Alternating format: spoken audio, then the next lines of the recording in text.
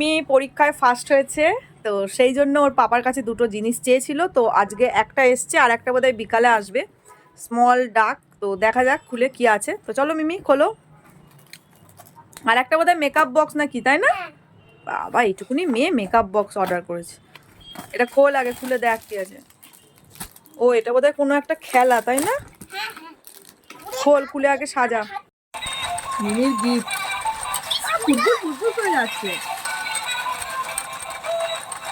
দেখ, তাড়াতাড়ি উঠছে, তাড়াতাড়ি উঠছে। দেখ, ওই দেখ আসছে, দেখ দৌড়ে দৌড়ে আসছে।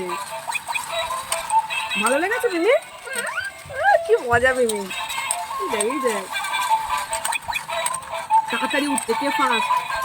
মিমির পছন্দের গিফট এটা, এই যে।